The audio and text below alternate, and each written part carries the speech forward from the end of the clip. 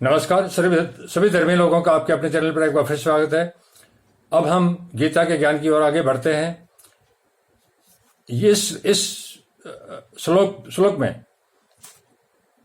महाभारत के युद्ध के दौरान सारथी रूप में श्री कृष्ण भगवान कौरव और पांडवों की सेना के बीच में अर्थात अर्जुन के रथ को लेकर खड़े हैं। सफेद घोड़े जुते हैं और दोनों सेनाएं युद्ध के लिए तैयार है। और अर्जुन को जो युद्ध से उपरीत अर्थात भागने के प्रयास में था, उसको युद्ध में लगाने के लिए यहाँ से यह गौरवशाली और अनंत काल तक चलने वाला यह ज्ञान जब तक सृष्टि चलेगी, जब तक चलेगा और पूरी दुनिया और धरती के काम आएगा, क्योंकि यह जीवन के लिए जरूरी है। यह ज्ञान यहां से प्रारंभ होता है, तो आप ध्यानपूर्वक सुने और समझें। असोचना ननम सोचस्तव प्रज्ञा वादाशक बास से गता सुचेसम नानु सोचंती पंडिता। अर्थात मनुष्य को शोक कब होता है, अर्थात दुख कब होता है, जब वह संसार के प्राणी पदार्थों में दो विभाग कर लेता है। अर्थात मनुष्य को जब दुख जब ही होगा जब वह संसार के प्राणी और पदार्थों में दो विभाग कर लेता है कि यह मेरे हैं और यह मेरे नहीं है। अर्थात ये मेरे हैं और ये मेरे नहीं है, ये संपत्ति मेरी है, ये भाई बंध मेरे हैं, ये दोस्त मेरे हैं और ये मेरे दोस्त नहीं है। इस तरह का जब मनुष्य के पद में भेद बुद्धि आ जाती है तो शोक में पड़ जाता है, अर्थात दुख में पड़ जाता है। ये मेरे निजी कुटुंबी और ये मेरे निजी कुटुंबी नहीं है, ये हमारे वर्ण के हैं और ये हमारे वर्ण के नहीं है, ये हमारे आश्रम के हैं और ये हमारे आश्रम के नहीं है, ये हमारे पक्ष के हैं और ये हमारे पक्ष के नहीं है। जो हमारे होते हैं उनमें ममता, कामना, प्रियता, आसक्ति हो जाती है। जो हमारे अपने होते हैं उसमें सारा जो कौटुंबिक मोह है वो सारा आ जाता है।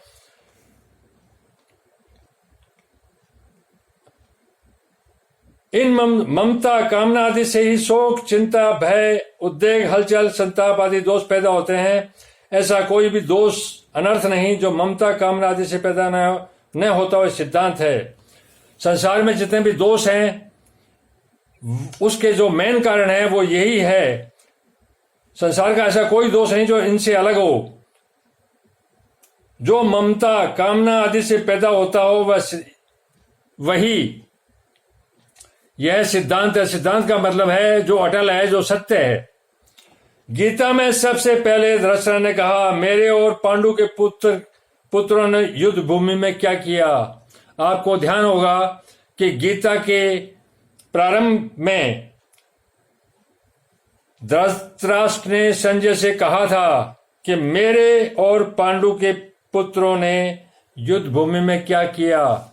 यहीं से युद्ध का प्रारंभ हो गया था, जब धृतराष्ट्र के जैसे विद्वान और प्रकांड और विश्व प्रसिद्ध आदमी ने भेदभाव शुरू कर दिया कि मेरे और पांडवों के पुत्रों ने युद्ध भूमि में क्या किया। यहीं से गलती शुरू होगी, उसमें होगी। यद्यपि पांडव धृतराष्ट्र को अपने पिता से भी अधिक आदर संत, जबकि पांडव जो है उसको पिता के समान ही मानते थे, पिता से भी अधिक मानते थे, तथापि धृतराष्ट्र के मन में अपने पुत्रों के प्रति ममता थी। इतना कुछ होते हुए भी धृतराष्ट्र के मन में अपने पुत्रों के प्रति ममता थी, चाहे वो पाप के रास्ते पर जा रहे थे तब भी। अतः उनका अपने पुत्रों में और पांडवों में भेदभाव पूर्वक पक्षपात था कि ये मेरे हैं और ये मेरे नहीं हैं। चाहे ममता ऐसी चीज है जो आदमी को नरक में ले जाती है, और जो पुत्र है उसके प्रति ममता है, वो गलत रास्ते पर जा रहा है तो वो कहेगा नहीं ये मेरा है। बस यहीं से पाप की शुरुआत होती है और दिक्कत, समस्या और जितनी भी वो है सब यहीं से शुरुआत होती है। जो ममता धृतराष्ट्र में थी वही ममता अर्जुन में भी पैदा हुई। जो ममता धृतराष्ट्र में थी वह अर्जुन में भी पैदा हुई। परंतु अर्जुन की वह ममता धृतराष्ट्र की ममता के समान नहीं थी। यहां पर यह है जानने योग्य कि धृतराष्ट्र और अर्जुन की ममता में फर्क है।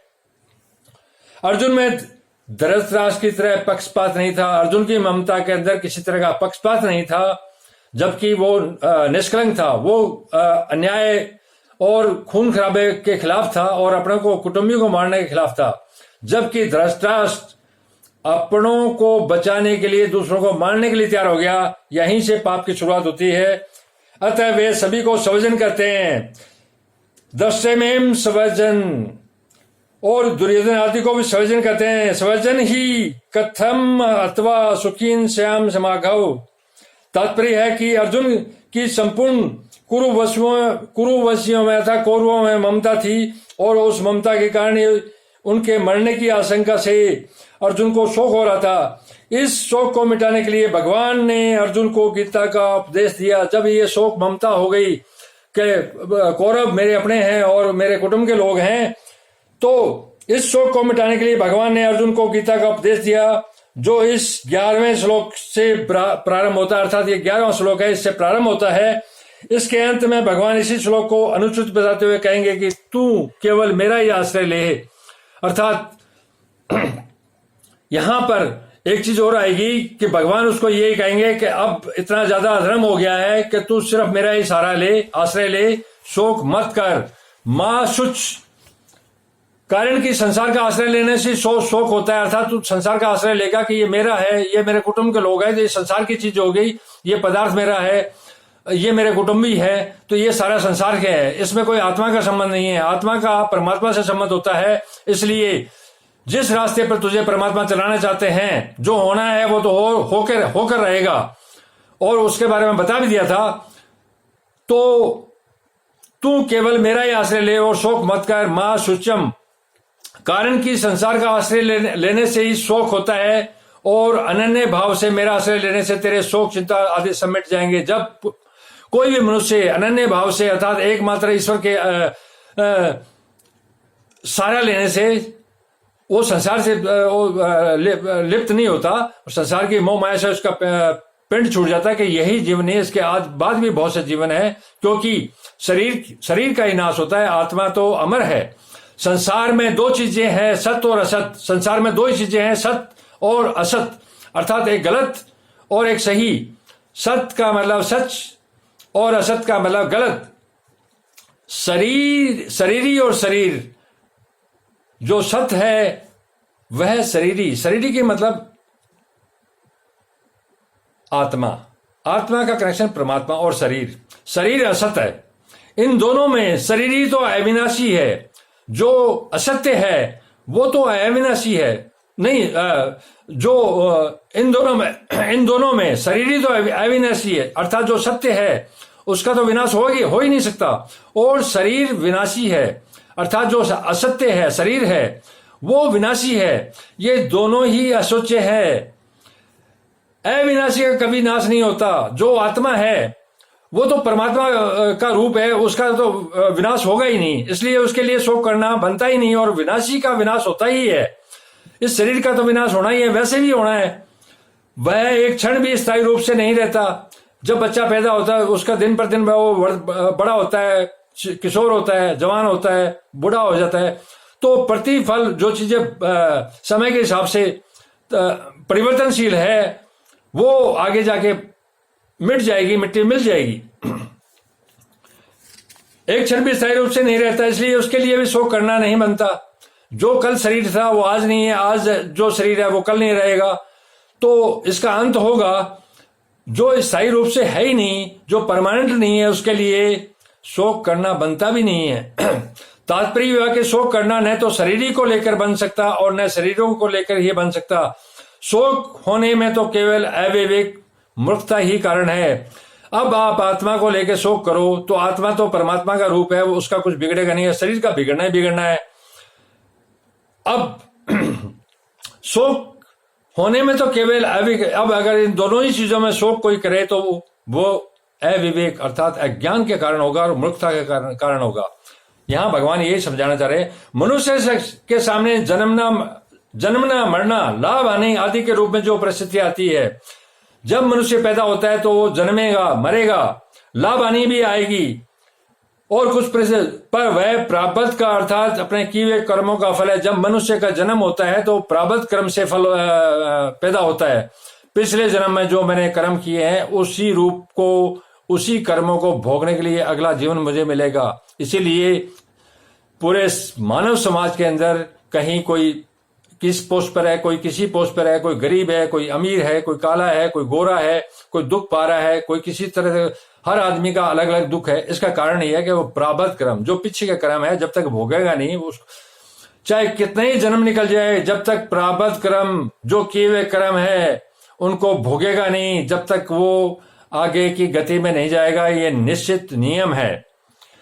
वह प्रारब्ध अर्थात अपने किए हुए कर्मों का ही फल है। उस अनुकूल प्रतिकूल, उसमें अनुकूल भी फल आते हैं। जो आपने अच्छा किया वो अच्छे के रूप में आएगा, कई बार हमारे को महसूस होता है।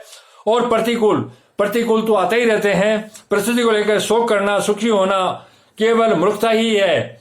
कारण की परिस्थिति चाहे अनुकूल आए चाहे प्रतिकूल आए, उसका आरंभ और अंत होता है। अर्थात जो भी परिस्थिति सामने आएगी मनुष्य जीवन में, चाहे वो दुख हो चाहे सुख हो, उसका प्रारंभ अगर हुआ है तो अंत भी होगा। अर्थात वह परिस्थिति पहले भी नहीं थी और अंत में भी नहीं रहेगी।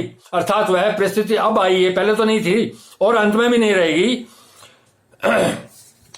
जो परिस्थिति आदि में और अंत में नहीं होती, जो शुरुआत और अंत में नहीं होती, जो परिस्थिति वह बीच में एक क्षण भी स्थायी नहीं होती।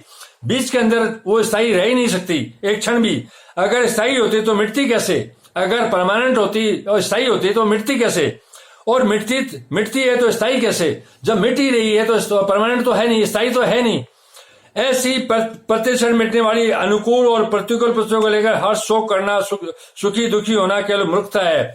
आज भी संसार में इन परिस्थितियों में जो आदमी शोक करता है, जो पहले चीज थी नहीं, आज दुख आ गया, दुख को देख के वो विचलित हो गया, तो परमानेंट नहीं है, वो चला जाएगा समय के हिसाब से। तो इसमें दुख या सुख होना क्या, कोई सुख भी आया है संजोग से या किसी और कारण से, तो वो भी चला जाएगा। ये बीच का जो सौदा है वो परमानेंट नहीं है, इसको समझने की जरूरत है। प्रज्ञावादांश भाष्य, एक तरफ तो तू पंडिताई की बातें बगा रहा है, अर्थात श्री कृष्ण ये कह रहे हैं तू पंडिताई की बातें, अर्जुन से कह रहे हैं तू पंडिताई की बातें बगा रहा है। दूसरी तरफ शोक भी कर रहा है। एक तरफ तो तू पंडित बन रहा है, दूसरी तरफ तू शोक भी कर रहा है, अर्थात दुख हो रहा है। अतः तू केवल बातें ही बनाता है, अर्थात तू बात ही बना रहा है सिर्फ, वास्तव में तू पंडित नहीं। क्योंकि जो पंडित होते हैं वे किसी के लिए कभी शोक नहीं करते। जो पंडित होते हैं वो कभी किसी के लिए शोक नहीं करते। कुल का नाश होने से कुल धर्म नष्ट हो जाएगा, धर्म के नष्ट होने से स्त्रियां दूषित हो जाएगी, जिससे वर्ण संकर पैदा होगा। वह वर्ण संकर कुल धातियों और उनके कुल को नरकों में ले जाने वाला होगा। पिंड और पानी न मिलने से उनके पितरों का भी पतन हो जाएगा। ऐसी तेरी पंडिताई की बातों से यही सिद्ध होता है कि शरीर नाशवान है और शरीरी अविनाशी। अगर शरीरी स्वय अविनाशी नहीं होता तो कुल धाती और कुल के नरकों में जाने का भय नहीं होता, पितरों का पतन होने की चिंता नहीं होती। अगर तुझे कुल की और पितरों की चिंता होती, उनका पतन होने का भय होता, तो इससे सिद्ध होता है कि शरीर नाशवान है और उनमें रहने वाली शरीरी नित्य है। अतः शरीरों के नाश को लेकर शोक करना अनुचित है। गता सून गता सुचम, सबके पिंड प्राण का वियोग अवश्य भावी है, अर्थात मृत्यु सबका, ये तो जरूरी चीज है, ये तो होगी। उनमें जो किसी के पिंड प्राण का वियोग हो गया और किसी का होने वाला है, अर्थात किसी का मर गया और किसी का मरने वाला है, अतः उनके लिए शोक नहीं करना चाहिए। तुमने जो शोक किया वह तुम्हारी गलती है। जो मर गए उनके लिए शोक करना तो महान गलती है। कारण कि मरे हुए प्राणियों के लिए शोक करना, उन प्राणियों को दुख भोगना पड़ता है। अर्थात जो मर गए हमारे कुल के लोग, उनके लिए शोक करना तो उनके दुख को बढ़ाना है। उनकी आत्मा भी दुखी होगी कि मेरे जाने के बाद, मुझे तो आना ही आना था, मेरे जाने के बाद ये लोग दुखी हो रहे हैं। जैसे मृतात्मा के लिए जो पिंड और जल दिया जाता है वह उसको परलोक में मिल जाता है। जो मृतात्मा जो होती है उसको जो पिंड और जल दिया जाता है वह उसको उस लोक में मिलती है जहां वो जाता है, मृतात्मा मिल जाता है। ऐसे ही मृतात्मा के लिए जो कफ और आंसू बहते हैं, ऐसे ही मृत आत्मा के लिए जो कफ और आंसू बहाते हैं, वे मर्त आत्मा को परवश होकर खाने पड़ते हैं। देखिए कितना बड़ा पाप होता है जब दुख करते हैं आदमी, तो जो आंसू बहाते हैं और कफ निकलता है हमारे गले से, पिंड की जगह इनको ये खाने पड़ते हैं। ये कम से कम संसार के लोगों को, अपने पितरों को ये चीज नहीं खिलानी चाहिए। इसलिए दुखी होने की जरूरत नहीं है। शोक ठीक है, जो अभी जी रहे हैं उनके लिए भी शोक करना नहीं चाहिए, उनका तो पालन पोषण करना चाहिए। जो आज जिंदा है, अरे उनकी सेवा करो, उनका पालन पोषण करो, प्रबंध करना चाहिए। उनकी क्या दशा होगी, उनका भरण पोषण कैसे होगा, सहायता कौन करेगा आदि चिंता शोक कभी नहीं करने चाहिए, क्योंकि चिंता शोक करने से कोई लाभ भी नहीं होगा। जो तुम कर सकते हो आज अपने कुल के लोगों के लिए, अपने बच्चों के लिए, वो करो। अब क्या होगा क्या नहीं होगा उसको शोक करने से कोई मतलब नहीं। मेरे शरीर के अंग शिथिल हो रहे हैं, मुख सूख रहा है, आदि विकारों के पैदा होने में मूल कारण है शरीर के साथ एकता मानना। अर्थात अर्जुन ने अपनी एकता, अपना मन शरीर के साथ जोड़ लिया था, न कि आत्मा के साथ। कारण कि शरीर के साथ एकता मानने से शरीर का पालन पोषण करने वाले साथ अपनापन हो जाता है। अर्थात शरीर के साथ अपनी एकता मान ली, आत्मा के साथ नहीं मानी, तभी ममता जागृत होगी उसकी। यही उसका दोष है। और उस अपनेपन के कारण ही कुटुंबियों के मरने की आशंका से अर्जुन के मन में चिंता शोक हो रहे हैं। अब आगे विशेष एक मर्तात्मा को अपने बंधु बांधवों के द्वारा तख्त कफ युक्त और आंसू को विवश होकर खाना पड़ता है, इसलिए रोना नहीं चाहिए। प्रत्युत अपनी शक्ति के अनुसार मर्तात्मा की और देही क्रिया करनी चाहिए। अर्थात कभी भी कोई मर जाए अपने कुटुंब के लोग और उसका, तो इतना ज्यादा विचलित नहीं होना चाहिए और आंसू या कफ इत्यादि नहीं निकालना चाहिए, बल्कि शक्ति के अनुसार मर्तात्मा की क्रिया इत्यादि करना चाहिए।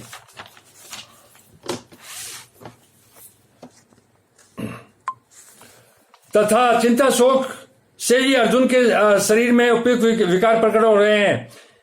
इसमें भगवान ने गतासून और अगासून के शोक से हेतु बताया। जिनके प्राण चले गए हैं वे गतासून है, और जिनके प्राण नहीं गए वे अगतासून है। पिंड और जलने मिलने से पितरों का पतन हो जाता है। पिंड और जलने मिलने से पितरों का भी पतन हो जाता है, इसलिए पिंड और जल जरूर पितरों को देना चाहिए। यह अर्जुन की गतासून चिंता है। जिनके लिए हम राज्य भोग और सुख चाहते हैं, वे ही प्राणों की और धन की आशा छोड़कर युद्ध में खड़े हैं। जिनके लिए हम चिंता कर रहे हैं, वे ही प्राणों के लिए और धन की आशा छोड़कर युद्ध के लिए खड़े हैं। तो ऐसों के प्रति क्या आप ममता दिखा रहे हो, क्या वो कर रहे हो? यह अर्जुन की या गतासून की चिंता है। ये दोनों चिंताएं शरीर को लेकर हो रही है। दोनों चिंताएं धातु रूप से एक ही है, कारण कि गतासून और अगातासून दोनों ही नाशवान है। गतासून अगतासून इन दोनों के लिए कर्तव्य करना चिंता की बात नहीं है। गतासून के लिए पिंड पानी देना, श्राद्ध तर्पण करना ये कर्तव्य है, और अगतासून के लिए व्यवस्था कर देना, निर्वाह का प्रबंध कर देना ये कर्तव्य है। कर्तव्य चिंता का विषय नहीं होता, प्रत्युत विचार का विषय होता है। विचार से कर्तव्य बोध होता है, चिंता से विचार नष्ट होता है। नानु सोचती पंडिता, सत असत विवेकवती बुद्धि का नाम पंडा है। वह पंडा जिनकी विकसित हो गई, अर्थात जिनको सत असत का स्पष्टतया विवेक हो गया, वे पंडित हैं। अर्थात जिनको सत्य और असत्य, शरीर और आत्मा का पता पड़ गया, वे पंडित हैं। ऐसे पंडितों में सत असत को लेकर शोक नहीं